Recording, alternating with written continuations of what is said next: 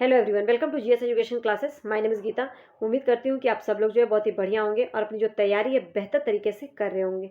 हम लोग जो है डिस्कस कर रहे थे क्लास 7th की एनसीईआरटी की बुक ज्योग्राफी भूगोल। इसमें हम चैप्टर 6 डिस्कस कर रहे थे, प्राकृतिक वनस्पति एवं वन्य जीवन, जिसमें जो है मैंने आप लोगों को चैप्टर्स जो है स्टार्ट करवा दिया था। और इसमें जो है मैंने आप लोगों को पढ़ाया था उष्णकटिबंधीय सदाबहार वन और उष्णकटिबंधीय पर्णपाती वन। ठीक है, उम्मीद करती हूँ कि वो जो है अच्छे से चीज़ें क्लियर हो गई होंगी। और हाँ, अगर आप चैनल पे नए हैं, अगर आप चाहते हैं कि एसएसटी में एक अच्छा स्कोर करें, पूरा कॉन्सेप्ट के साथ साथ जो है प्रैक्टिस आप लोगों को मिले, आपका जो मैंने स्ट्रैटेजी बताई है 40+20 मतलब कंटेंट प्लस पैडागोजी, आप एक अच्छी तरीके से एक सही स्ट्रैटेजी एक सही डायरेक्शन में पढ़ें तो आप जो है चैनल को सब्सक्राइब कर सकते हैं अगर सी टेट में एक अच्छा स्कोर करना चाहते हैं एसएसटी में तो।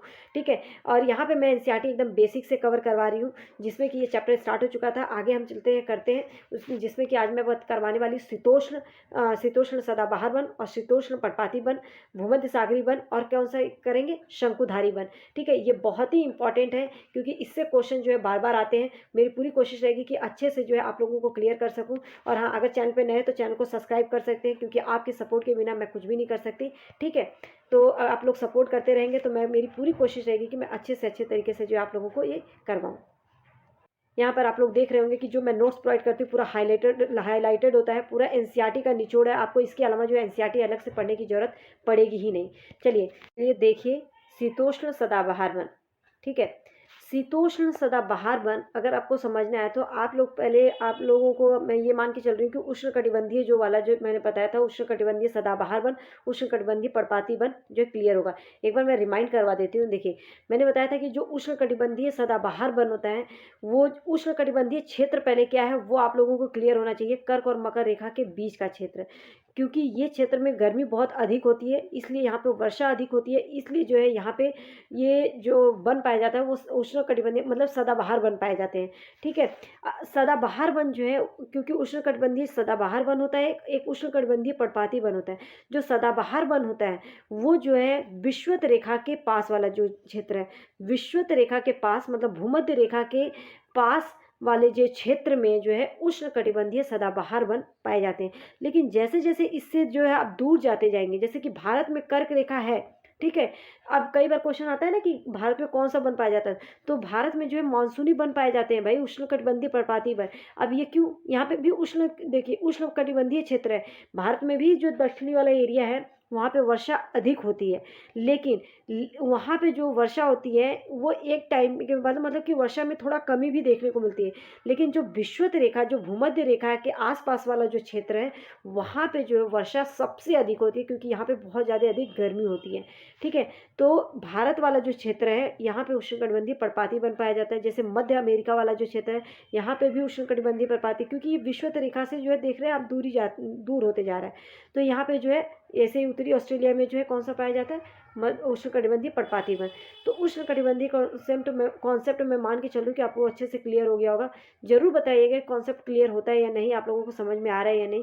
अगर आप लोगों को कहीं पर भी लगता है, जैसे कि किसी ने मुझे सजेस्ट किया था कि मैम आप बहुत ज़्यादा जो है फास्ट बोल रही हैं, थोड़ा स्लो कीजिए, तो क्योंकि मेरी आदत है, मैं जब टीचिंग करती थी तो बच्चों को पढ़ाते पढ़ाते मतलब पता नहीं मेरे थोड़ा वॉइस भी ऐसी हो गई है, मतलब थोड़ा फास्ट मैं बोलती हूँ। मेरी पूरी कोशिश रहेगी कि आप लोगों को मतलब कि मैं अच्छे से क्लियर कर पाऊँ। और हाँ, अगर कोई सजेशन हो तो ज़रूर दीजिएगा, क्योंकि मैं खुद चाहती हूँ कि मैं अपने आप को इम्प्रूव करूँ और बेस्ट से बेस्ट करने की कोशिश कर रही हूँ।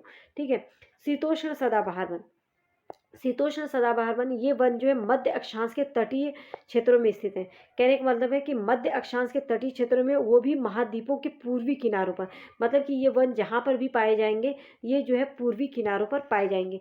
पूर्वी किनारा कौन सा है, मतलब ये वाला क्षेत्र। ठीक है, आपका ये वाला क्षेत्र कहीं पर भी पाया जाएगा तो ये देखो इधर तो जाएगा ही नहीं, यहीं पर आएगा। ठीक है, पूर्वी क्षेत्र तो ये वाला, ठीक है। तो यहाँ पे जो है ये जैसे कि सॉरी, पूर्वी, दक्षिणी पूर्वी क्या है, अमेरिका, दक्षिणी पूर्वी अमेरिका। अब ये देखिए, ये अमेरिका दक्षिण वाले पार्ट में है, तो दक्षिणी पूर्वी अमेरिका का ये दक्षिणी पार्ट है, लेकिन इसमें भी जो है पूर्व वाला क्षेत्र, ये दिख रहा है ना, पूर्व वाला क्षेत्र। तो यहाँ पे जो है दक्षिणी पूर्वी, आपका आपका इस अमेरिका की बात नहीं कर रहे हैं, यहाँ पे दक्षिणी पूर्वी अमेरिका, ठीक है। दक्षिणी पूर्वी अमेरिका में जो है शीतोष्ण वन पाए जाते हैं। यहाँ पे मत सोचिएगा, यहाँ पे ब्राज़ील में भी पाया जाता है कुछ एरिया पर, वो भी मैं बताऊँगी। जो आपका जो दक्षिण पूर्वी अमेरिका है, वहाँ पे जो है आप लोगों का कौन सा वन पाया जाता है, तो शीतोष्ण सदाबहार वन पाया जाता है। क्योंकि इस वन यहाँ पे वर्षा तो होती है लेकिन बहुत ही अधिक नहीं होती है, ठीक है। और यहाँ पे जो है आपका दक्षिणी जो चीन है वहाँ पे पाया जाता है।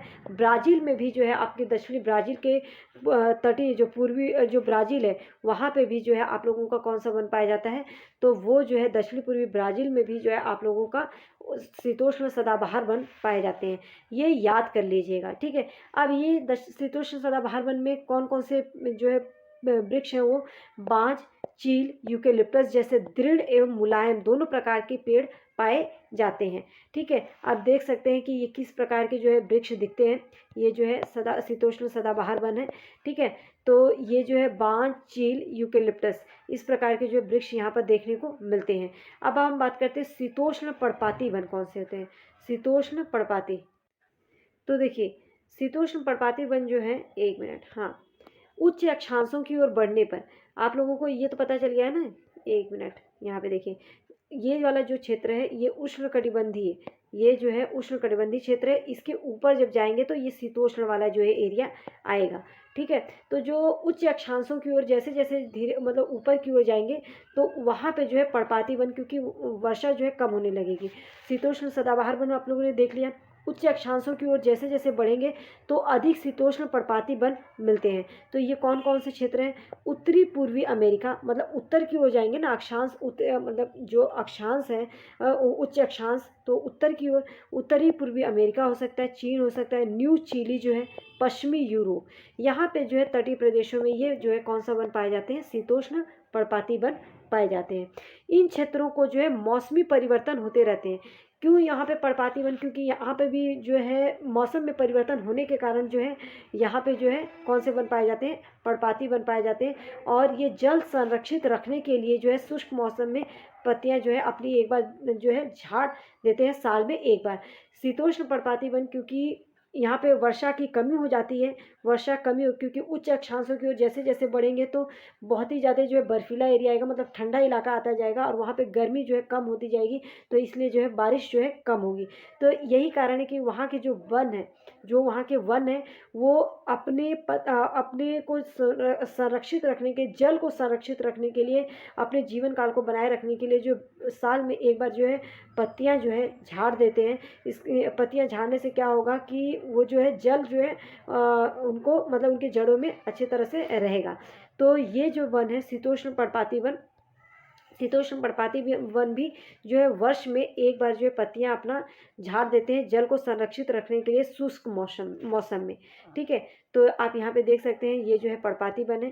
पर्णपाती वन कौन कौन सी जगहों पे पाया जाता है ये मैंने बता दिया, ठीक है। मौसम में परिवर्तन के कारण जो है ऐसा होता है।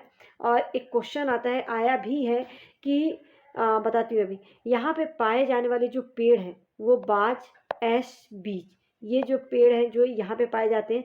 जानवर में हिरण, लोमड़ी, भेड़िए, ये तो आप जानते ही हैं। लेकिन एक क्वेश्चन पूछा गया है सीटेट में,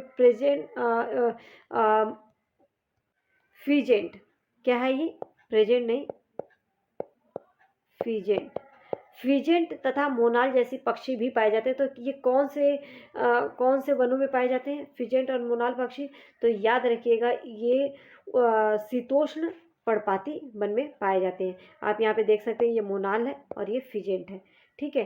तो उम्मीद करती हूँ ये क्लियर हो गया होगा। भूमध्य सागरीय वन के बारे में पढ़ लेते हैं। इसके बारे में जो फैक्ट्स इंपॉर्टेंट है वो मैं बता देती हूँ। भूमध्य सागरीय जो वनस्पति होती है, महाद्वीपों के पूर्व और उत्तर पूर्वी किनारों में अधिकांश भाग में शीतोष्ण सदाबहार वन पाए जाते हैं। आप लोगों को मैंने बताया ना अभी कि जो, एक मिनट मैं मैप पे लेकर चलती हूँ, ये देख सकते हैं जो उत्तर वाला क्षेत्र है और पूर्वी वाला तटीय क्षेत्र है, यहाँ पे शीतोष्ण सदाबहार वन पाए जाते हैं। लेकिन जो दक्षिण और पश्चिम वाला क्षेत्र है, यहाँ पे ये यहाँ की जो वनस्पति है ये जो है शीतोष्ण सदाबहार वन से भिन्न है। तो यहाँ पे कौन सी वनस्पति पाई जाती है, ये भूमध्य सागरीय वनस्पति पाई जाती है। यहाँ पे पश्चिम तथा दक्षिण पश्चिम वाला जो एरिया है यहाँ पे जो है कौन सी वनस्पति पाई जाती है, भूमध्य सागरीय, वही बताया गया है, ठीक है। महाद्वीपों में पश्चिम और दक्षिण पश्चिम किनारों जो है भिन्न है, यहाँ पे भूमध्य सागरीय वनस्पतियाँ पाई जाती हैं। ज़्यादातर कौन कौन से पार्ट हैं ये? यूरोप में, अफ्रीका में। अब मैं उम्मीद करती हूँ कि मैप मुझे दिखाने की जरूरत नहीं पड़ेगी, आपको पता है यूरोप कहाँ है, अफ्रीका कहाँ है। एशिया के भूमध्य सागर के समीप वाले क्षेत्र में जो है कौन सी वनस्पति पाई जाती है? तो ये पाई जाती है आपकी कौन सी? भूमध्य सागरीय वनस्पति। इससे रिलेटेड पूरे फैक्ट्स बहुत इंपॉर्टेंट है। देखिए, भूमध्य सागर के बाहरी प्रदेश, जैसे भूमध्य सागर के जो बाहर वाले प्रदेश हैं, संयुक्त राज्य अमेरिका हो गया, संयुक्त राज्य अमेरिका का जो कैलिफोर्निया वाला क्षेत्र है जो पश्चिम में पड़ता है, ठीक है, दक्षिण पश्चिम अफ्रीका हो गया, दक्षिण पश्चिम अमेरिका हो गया, दक्षिण पश्चिम ऑस्ट्रेलिया में जो है भूमध्य सागरीय वनस्पति पाई जाती है। ये गर्म और शुष्क, ठीक है, ये गर्म और शुष्क ग्रीष्म तथा वर्षा वाली मृदु मृदु शीत ऋतु में होती है। कहने का मतलब यहाँ पे बहुत ज़्यादा ना गर्मी होती है ना ज़्यादा जो है ठंडा होता है, तो गर्म और शुष्क मतलब कि यहाँ पे बारिश भी होती है लेकिन सूखा भी रहता है, तो गर्म शुष्क वाला एरिया है।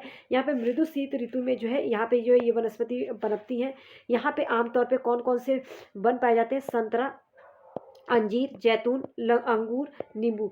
एक बार आप लोगों से क्वेश्चन पूछा गया था सी टेट में कि नींबू सिट्रस वाले जो फल है वो मतलब सिट्रस जो फल है वो कौन सी वनस्पति में पाई जाती है? तो भूमध्य सागरीय वनस्पति में, याद रखिएगा। क्वेश्चन बस कुछ ही आते हैं कि भूमध्य सागरीय वनस्पति कहाँ कहाँ पे पाई जाती है, कौन कौन से भूमध्य सागरीय वनस्पति में कौन कौन से पेड़ पाए जाते हैं, और एक सिट्रस से रिलेटेड क्वेश्चन आता है, ठीक है। तो जो भी क्वेश्चंस बनते हैं मैं उसको पूरा जो है इसमें शामिल की हुई हूँ, आपको अलग से जो है बुक उठाने की जरूरत नहीं पड़ेगी। वीडियो पसंद आ रही है तो प्लीज़ हिट लाइक बटन, और चैनल पे नए तो चैनल को सब्सक्राइब कर लीजिए। अगर आपको लगता है कि इस कंटेंट से आपको मेहनत मतलब कि लग रहा है कि मैं आप लोगों के लिए कुछ कर रही हूँ, तो आप लोग जो है सब्सक्राइब कर लीजिए ताकि आप लोगों को जो इसका बेनिफिट मिल सके।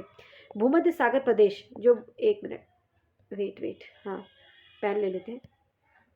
भूमध्य सागर प्रदेश को फलों की कृषि के कारण विश्व का फलोद्यान कहा जाता है। फलों का विश्व का फलोद्यान किसे कहा जाता है? तो भूमध्य सागर प्रदेश को कहा जाता है, क्योंकि यहाँ पे जो है सबसे ज़्यादा जो है फलों के पेड़ उगते हैं, संतरा, अंजीर, जैतून, अंगूर जैसे। इसीलिए जो है इसको, क्योंकि ये नींबू वंश के हैं, सिट्रस फल इसलिए कहा जाता है। भूमध्य सागरीय जो वृक्ष है शुष्क ग्रीष्म ऋतु में स्वयं को ढाल लेते हैं, ठीक है। जो भूमध्य सागरीय वृक्ष है ये शुष्क ग्रीष्म ऋतु में जो है अपने आप को ढाल लेते हैं। मोटी छाल और पत्तियों के कारण जो है वाष्पोत्सर्जन को रोकते हैं। कौन? भूमध्य सागरीय जो वनस्पति है ये वाष्पोत्सर्जन को जो है रोकते हैं, ठीक है। वाष्पोत्सर्जन को जो है रोकते हैं। आगे देखते हैं, शंकुधारी वन, इससे रिलेटेड भी क्वेश्चंस आते हैं। शंकुधारी वन कौन से हैं? देखिए, उत्तरी गोलार्ध के उच्च अक्षांशों, कौन से? 50 से 70 डिग्री वाले अक्षांश के, मतलब सबसे उत्तरी गोलार्ध की बात कर रहे हैं। उच्च अक्षांशों में शंकुधारी वन पाए जाते हैं, क्योंकि यहाँ पे जो है बहुत ही ऊंचाई हो जाता है, बहुत ही यहाँ पे पहाड़ी एरिया हो जाता है, पहाड़ी क्षेत्र हो जाता है, लेकिन बहुत ज़्यादा ठंडा भी होता है। ये जो उच्च अक्षांशों पे पाए जाते हैं 50 से 70 डिग्री में, कौन से वन पाए जाते हैं? शंकुधारी। और इन्हें जो है कौन सा वन कहा जाता है? टैगा वन भी कहा जाता है। अत्यधिक ऊंचाई पर ये पाए जाते हैं, क्योंकि 50 से 60 डिग्री ये उच्च अक्षांश, आप उम्मीद लगा सकते हैं कि यहाँ पे जो है जो पहाड़ी जो एरिया होता है वहाँ पे जो है ये वन पाए जाते हैं, इसलिए ये वन जो है नुकीले टाइप के होते हैं, आप देख सकते हैं। इसको कौन सा वन कहा जाता है? तो इसे जो है टैगा वन भी कहा जाता है। ये ऊंचाइयों पर मिलते हैं। ये लंबे नरम कास्ट वाले वन होते हैं, नरम कास्ट वाले सदाबहार वन होते हैं। सदाबहार वन इसलिए कहा गया क्योंकि यहाँ पे भी जो बारिश होती है, यह एरिया जो है बहुत ज़्यादा ठंडा होता है, और कई जगहों पे जो है मतलब कि बारिश होती है लेकिन ठंडा नहीं होता है, वहाँ पे भी जो है इसी प्रकार के वृक्ष पाए जाते हैं, जैसे कि भारत में, ठीक है। जो हिमालय जैसे क्षेत्रों में जाएंगे तो वहाँ पे नुकीले वन दिखेंगे, वहाँ पे अलग ही एक वृक्ष देखने को मिलते हैं। इन वृक्षों में कास्ट का जो उपयोग है, जो नरम कास्ट वाले वृक्ष पाए जाते हैं, इनका काम जो है लुगदी बनाने के लिए किया जाता है, जिससे न्यूज़पेपर जो बनता है ना वो उसी से बनता है, ठीक है। आगे देखते हैं इसके बारे में और फैक्ट्स क्या हैं। नरम कास्ट का जो उपयोग है, माचिस की पैकिंग के लिए जो बक्से बनाए जाते हैं, किस वृक्ष का प्रयोग किया जाता है? क्वेश्चन आया है, माचिस की पैकिंग के लिए जो बक्से बनाए जाते हैं उसमें किस वृक्ष का प्रयोग किया जाता है? शंकुधारी वन का प्रयोग किया जाता है, ठीक है। कौन कौन से वन है इसमें? चीड़ और देवदार। जो सबसे अधिक ऊंचाई पर वन पाए जाते हैं, उच्च अक्षांशों पे जो वन पाए जाते हैं, कई तरीके से क्वेश्चन पूछ सकता है। उच्च अक्षांशों पे जो वन पाए जाते हैं या 50 से 70 डिग्री के अक्षांशों में जो वन पाए जाते हैं उनमें कौन से वन है? तो चीड़ और देवदार वन, ठीक है, मुख्य है। रजत, लोमड़ी, मिंक, ये मिंक है, ध्रुवीय भालू जैसे जानवर जो है यहाँ पे पाए जाते हैं। उम्मीद करती हूँ कि ये जो टॉपिक है अच्छे से क्लियर हो गया होगा। ये नोट्स जो है आपको बहुत ज़्यादा आपके लिए हेल्पफुल होगा, और अगर लगता है कि ये वीडियो आप लोगों के लिए हेल्पफुल है, ये नोट्स आपको कहीं ना कहीं मदद कर रहे हैं, तो आप मेरे को जो है चैनल पर मेरे साथ जुड़ सकते हैं, ताकि आगे की वीडियो की नोटिफिकेशन आपको टाइम पर मिल सके। अदरवाइज़ कहीं से भी पढ़िए, बस याद रखिएगा एनसीईआरटी को फॉलो करना है, वो भी बेसिक से। और यहाँ पे मैं एनसीईआरटी एकदम बेसिक से टू द पॉइंट्स में फ्री ऑफ कॉस्ट करवा रही हूँ, तो आपको जो है जुड़ने में कोई इसका पैसा नहीं लग रहा है। बस चैनल को सब्सक्राइब करके जो है आप जो है यह नोट्स जो है ले सकते हैं, कोई पैसा नहीं है इसका। Okay, all the best. उम्मीद करती हूँ कि आपको जो है ये वीडियो जो आप लोगों के लिए इन्फॉर्मेटिव रही होगी।